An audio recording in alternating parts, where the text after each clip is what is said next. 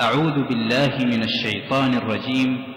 وقضى ربك ألا تعبدوا إلا إياه وبالوالدين إحسانا إما يبلغن عندك الكبر أحدهما أو كلاهما فلا تقل لهما أف ولا تنهرهما وقل لهما قولا كريما واخفض لهما جناح الذل من الرحمة وقل رب ارحمهما كما ربياني صغيرا ربكم أعلم بما في نفوسكم إن تكونوا صالحين فإنه كان للأوابين غفورا.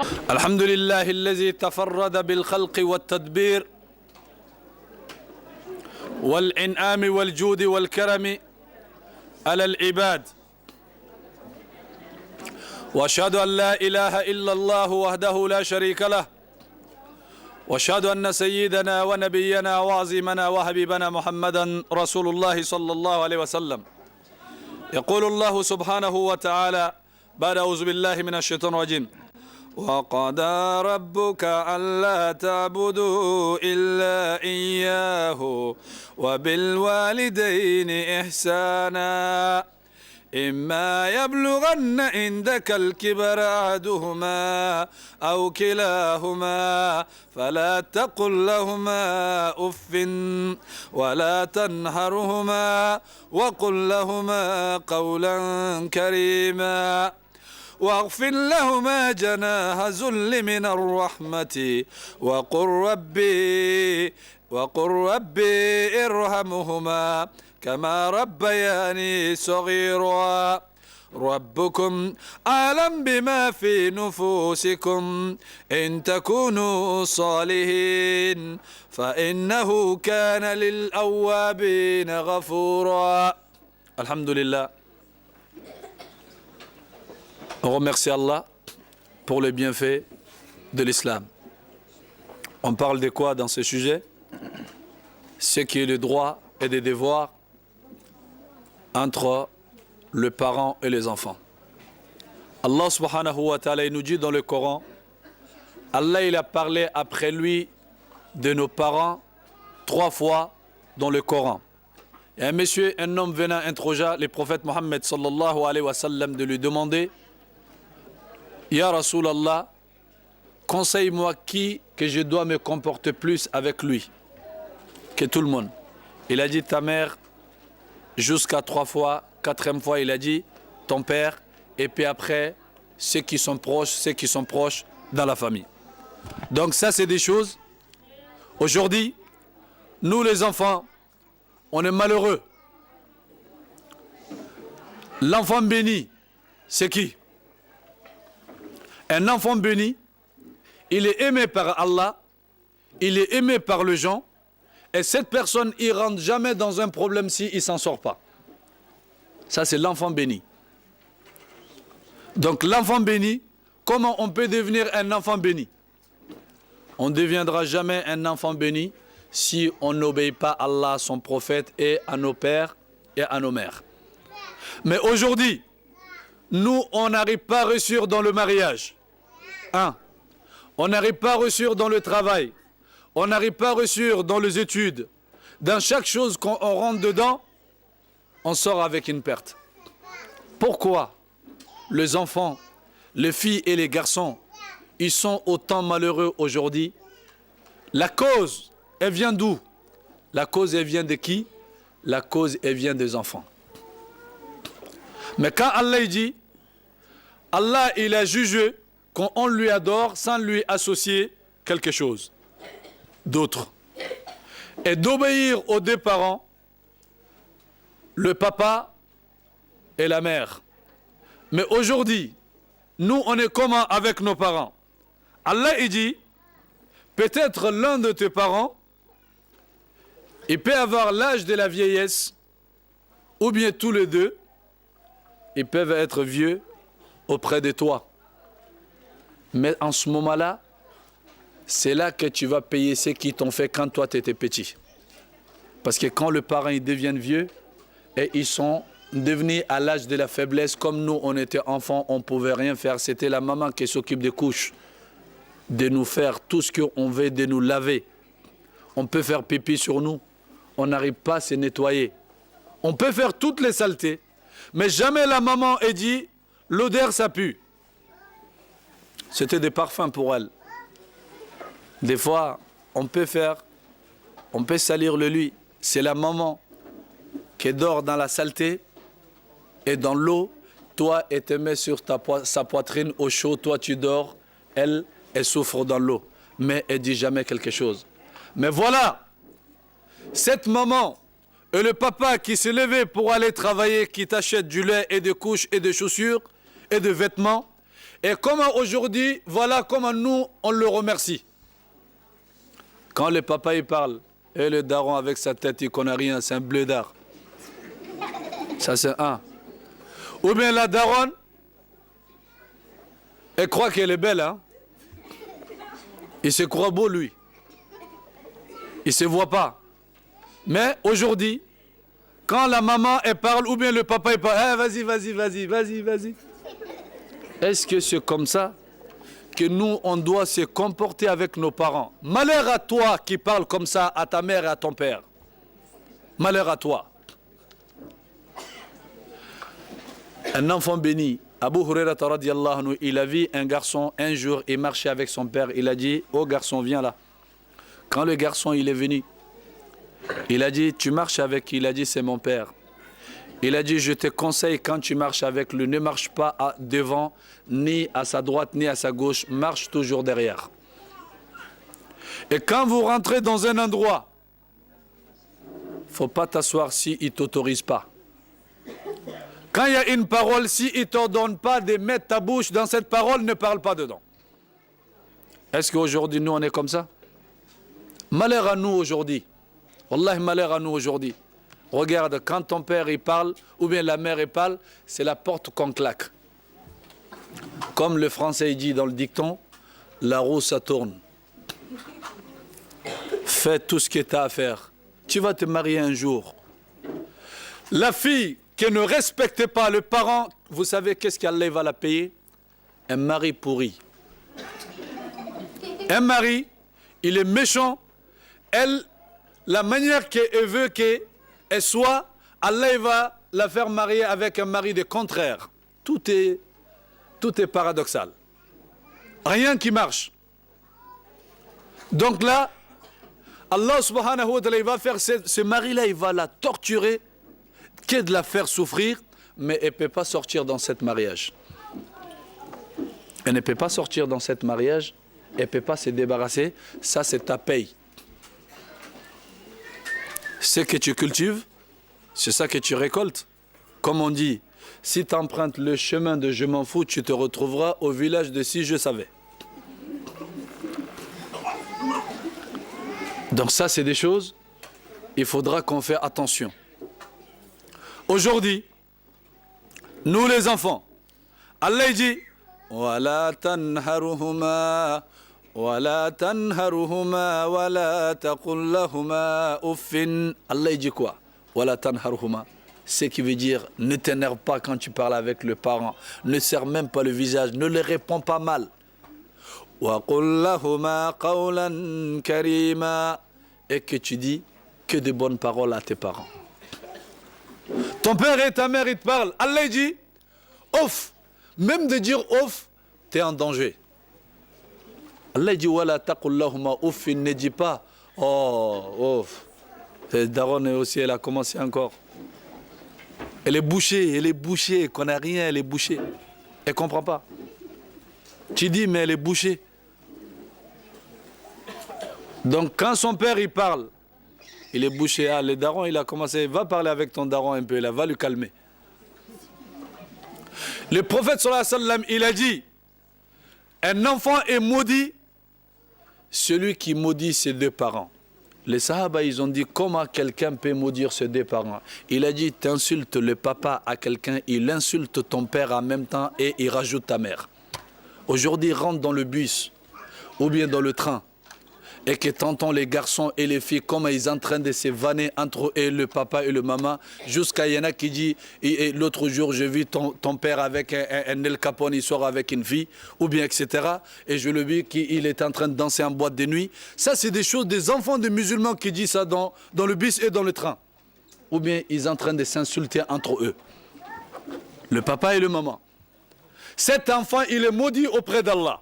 Le prophète sallallahu alayhi wa sallam, il a dit, quelqu'un est maudit qu'il a maudit son père. Ils ont dit, comment quelqu'un peut maudire son père? Il a dit, tu insultes la mère à quelqu'un, il va insulter ta mère et il rajoute ton père avec. Parce que c'est toi qui as été la cause qui t'a donné ton père et à ta mère à les insulter.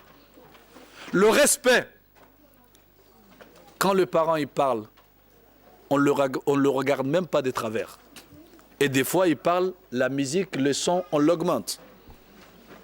On s'en fout, ah, vas-y. Tu connais rien, tu comprends rien. Ou bien quand on vient de l'école ou bien au travail, vaisselle. Ah, moi j'en ai marre de cette maison. Tu comprends pas, j'en ai marre. Tu comprends pas? J'en ai marre de cette maison. Dès que tu sors de l'école, tu as peur. Tu vas venir à la maison. Parce qu'il y a la vaisselle. Ta mère, elle t'a changé combien de couches, combien de fois? Il y a un monsieur qui s'occupait vraiment de sa mère. Mais quand sa mère est morte, le monsieur, il est rentré en enfer. Il l'a lavé. Il s'occupait à la faire de manger. À faire tout. Mais vous savez, ce monsieur, il est parti où? En enfer. Quand il est mort, Allah, il a dit aux gens, ramenez-le en enfer. Les gens, ils ont dit, Allah, quelqu'un qu'on le voit qui fait tout ça à ses parents. Et qu'est-ce qu'on va faire? Donc là, Allah subhanahu wa ta'ala, il a dit, allez-y, ramenez-le en enfer. Ce monsieur-là, c'est qu'il faisait. Vous voyez de l'extérieur, mais c'est moi, Allah, qui voit ce qui est dans son cœur.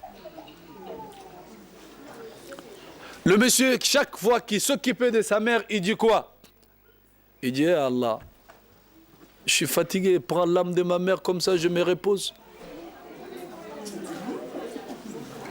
Il s'occupait de sa mère, mais il demandait toujours avec son cœur pour qu'Allah, il prend l'âme de sa mère, il en a marre. Mais c'est le cas contraire. Le moment il s'occupe de nous quand nous on est petits, pour qu'on s'agrandit, qu'on devient quelqu'un un jour. Mais nous, on fait les cas contraires. Donc Allah subhanahu wa ta'ala, il a dit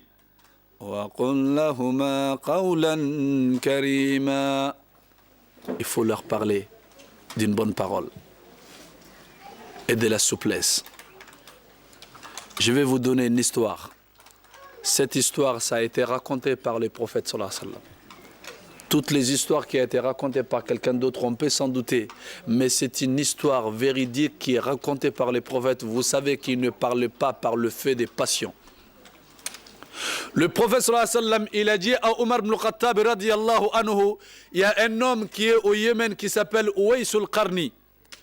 Omar, le jour que tu verras cet homme-là, demande-lui des doigts qui demandent à Allah de te pardonner. Tout ce que cet homme-là il demande à Allah, Allah il va le faire. Vous savez la cause c'est quoi? Qui ne connaît pas Omar? Il parle tout de suite. Allah il fait descendre le Coran, ça correspond à la même parole qu'il a dit. Le prophète a dit, si il y en aurait un prophète après moi, ça allait tomber sur Omar. S'il emprunte une rue, Shaitan, il a peur de lui, il prend une autre rue. Quelqu'un comme ça, le prophète il dit que lui, il demande le doigt à quelqu'un d'autre, alors que la personne que le prophète a dit qu'il demande le doigt à lui, ce n'est pas un compagnon. Ce n'est pas parmi les Sahaba, c'est parmi les prédécesseurs des Tabi'in. C'est quelqu'un qui n'a jamais vu le prophète. Mais qui c'est qui a enseigné les prophètes et sallallahu alayhi wa sallam tous les signes de ce monsieur? C'est Allah. C'est Allah qui lui a enseigné. Vous savez, Allah il lui a enseigné pourquoi? Et le prophète sallallahu alayhi wa sallam, il donne les signes maintenant à Omar. Il a dit, c'est un homme. Il était touché de cancer, qui est, on appelle de lèpre. Que ça mange tout le corps, que tout ton corps, il devient de plaie. Lui, il était touché de ça, Mais c'était quelqu'un, il obéissait tellement à sa mère. Il a demandé à Allah subhanahu wa ta'ala de le faire guérir dans cette maladie. Allah, il lui a fait guérir, de faire disparaître toutes les traces. Sauf la trace de l'équivalent de 1 euro sur son corps, mais il est guéri. Hein.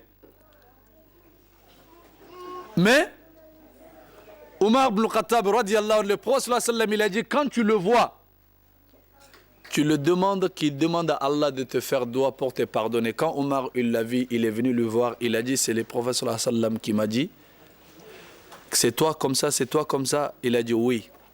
Il a dit donc, demande à Allah pour me pardonner. Il a dit, Allahumma ghfir le Omar. Il a dit, Allah pardonne le péché de Omar.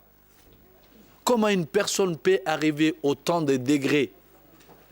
Chaque chose qu'il demande à Allah, Allah il les fait. Jusqu'à le prophète, il conseille ses compagnons d'aller demander des doigts chez telle personne alors que ce n'est pas un compagnon. À cause de quoi? L'obéissance de deux parents. Ne négligez pas vos parents. Ne jouez pas avec ce parent. Celui qui connaît la valeur des parents, aujourd'hui, on les a tous les deux devant nous, ils sont vivants. Des fois, on reste à l'école pour ne pas venir à la maison parce que maman, elle va m'envoyer. Parce que maman, elle va m'envoyer pour faire la cuisine, ou bien elle va me faire laver les affaires, ou bien je vais laver mes petits frères, elle va me faire de faire tout ça. Moi, j'en ai marre. Je reste ici un peu. Ou bien des fois, on sort, on va se balader avec les copines, d'aller dans le centre commercial, ou bien de tourner dans la cité. Tout ça pour éviter les travaux à la maison. Tout ça pour éviter les travaux à la maison. Mais vous savez qu'est-ce que le prophète sallam il a dit? Quand Jibril, il lui a demandé, sallallahu alayhi wa sallam, enseigne-moi c'est quoi l'islam? Il a dit que tu attestes qu'il n'y a de Dieu que Allah, Mohammed, sallallahu alayhi wa sallam, est le messager d'Allah. Il a dit, enseigne-moi c'est quoi la foi? Il a dit de croire à Allah et à ses anges, à ses prophètes, les derniers jours de la résurrection, et encore à ses livres, et encore de croire au destin, le bien et le mal. Il a dit, enseigne-moi de la bienfaisance. Il a dit que tu adores Allah comme tu le vois. Si toi tu ne le vois pas, Allah il te voit. Il a dit, enseigne-moi de l'islam. Il a dit que tu fais la prière et que tu fais le siyam, ce qui est de jeûne, que tu fais les zakats et que tu pars au pèlerinage si tu peux. Il a dit, Mohammed, enseigne-moi, c'est quoi la fin de ce monde? Il a dit, toi qui me demandes, toi tu ne connais pas et ce n'est pas moi qui connais mieux que toi. Ça veut dire que lui, toi et moi, nous sommes tous égaux dans ça. La connaissance de ça est que dans la science d'Allah. Mais il a dit maintenant, enseigne-moi des signes de la fin de ce monde. Le signe de la fin de ce monde, le prophète sallam il a dit dans un hadith. On va dire ces hadiths-là d'abord. Il a dit le moment que tu vois une maman, elle devient l'esclave de son enfant. La maman, elle devient l'esclave de son enfant. Aujourd'hui, nous, on est dedans. Zubayda, Ruqiyya, Zinnira, Fatima, ils sont venus de l'école. Ils sont là, le pied sur la table. Un petit boisson avec la paille.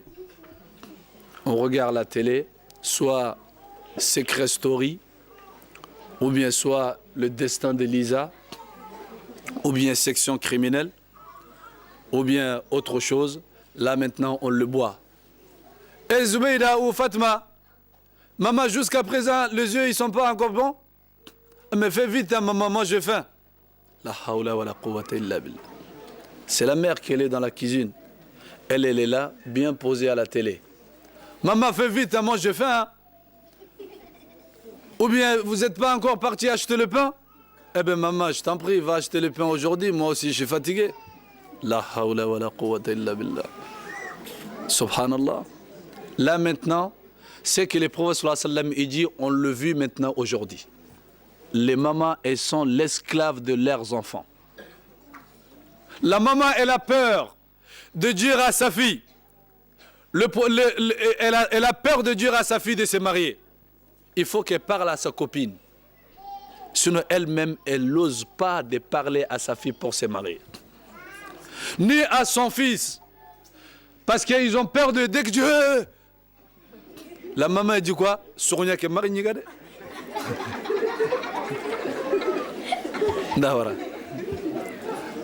Donc, pourquoi?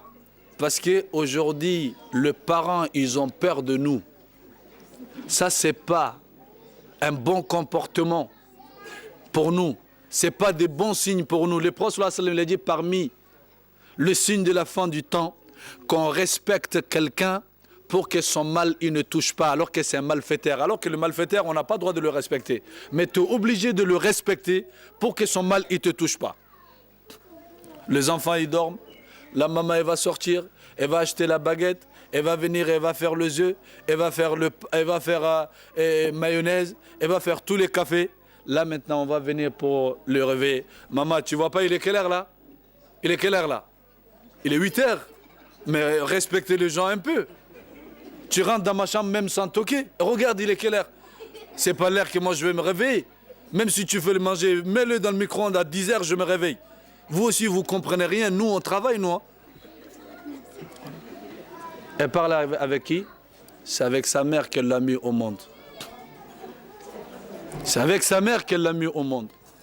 C'est comme sa petite copine à l'école. C'est pour ça que toujours la personne comme ça, Allah met une petite ou bien un petit qui le gronde au dehors. Ce n'est pas de bons comportements que nous devons avoir envers nos parents. On doit le respecter. Et maintenant, plus pur que ça, qu'est-ce qui va arriver? La maman, quand elle va faire le manger, elle va venir maintenant. Tu ne sais pas déjà cuisiner, c'est un. Tu ne sais pas cuisiner? Tu ne sais pas faire la vaisselle? Si on te donne la viande de le faire, tout va se cramer. Et la sauce aussi, la même chose. La maman, elle te fait le manger, elle est là, elle te fait... Et jette. Maman, regarde, comment on peut manger ça? T'as pas goûté? Même les animaux, ils mangent pas sa maman? T'as jamais fait de la cuisine ou quoi? Donc c'est les enfants qui parlent comme ça avec leur maman. Tout ça, c'est le signe de la fin de ce monde. Et ils travaillent pour nous. Le prophète sallallahu alayhi wa sallam, il a dit, parmi les signes de la fin de ce monde, la science, Allah il va prendre la science, l'ignorance descendra sur la terre. Pourquoi?